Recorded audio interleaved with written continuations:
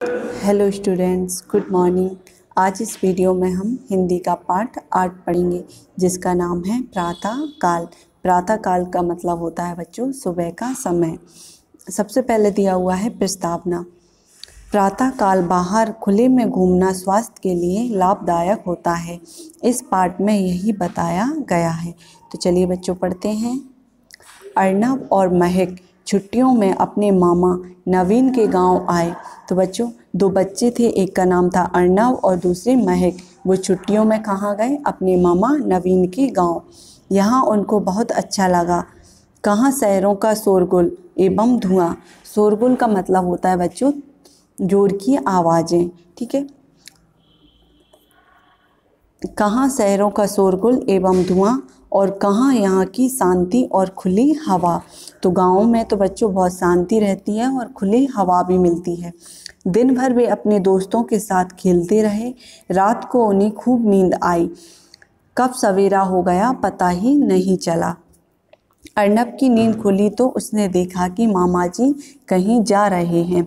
उसने पूछा, मामा जी सवेरे सवेरे आप कहाँ जा रहे हैं?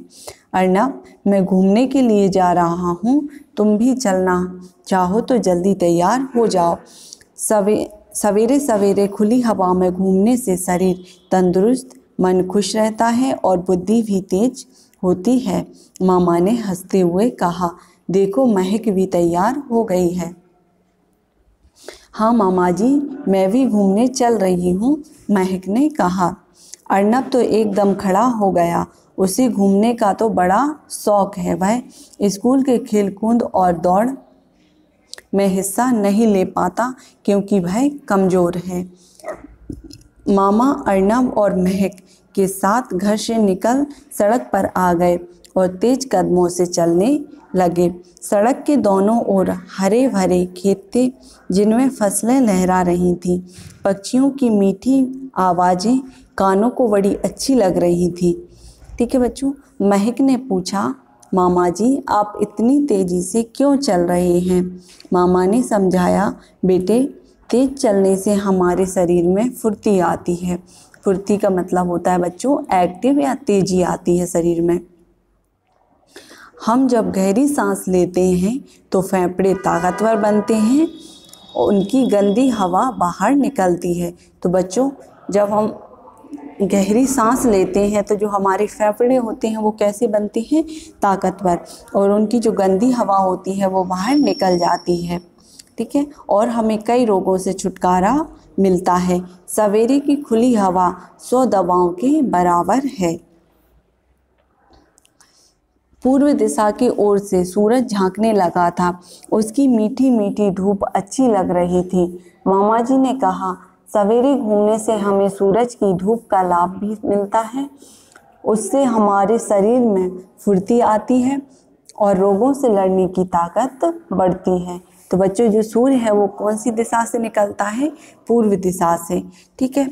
और जब सुबह सुबह सूर्य निकलता है तो उसकी जो धूप होती है वो बड़ी प्यारी लगती है, ठीक है। और सूर्य से हमें विटामिन डी मिलता है जो हमारी हड्डियों को मजबूत करता है। आगे दिया हुआ है, अर्नब ने पूछा, मामा जी हमारे विद्यालय में कुछ लड़के कसरत करते हैं, कुछ खेलते हैं, कुछ दौड़ते हैं। उनका शरीर खूब ताकतवर है। मुझे शरीर को मजबूत बनाने के लिए क्या करना चाहिए? मामा ने अर्नब के कंधे को थपथपाते हुए कहा, जिनका शरीर कमज़ोर है उनके लिए खुली हवा में घूमना सबसे अच्छा व्यायाम है। तो बच्चों जिनका शरीर कमज़ोर होता है उनके लिए सबसे अच्छा व्यायाम क्या है? खुली हवा में घूमना। बालक, जवान, बूढ़े सब इससे लाभ उठा सकते हैं। इस कसरत में थकान भी कम आती है और पैसा कुछ भी खर्च नहीं होता। हरे भरे खेतों के पास खुली हवा में घूमने से आँखों की रोशनी बढ़ती है और चेहरा खिले हुए गुलाब की तरह लाल हो जाता है। ठीक है बच्चों, अगले पेज पे चलते हैं। मामा जी की बातें सुनते सुनते अर्नब और महक के चेहरे भी लाल हो गए। डॉक्टर अपने रोगियों को खुली हवा में घूमने की सलाह देते हैं। किसी ने ठीक कहा है, 100 दवा की एक दवा खुली हवा, मामा जी ने कहा और तेज कदमों से चलने लगे।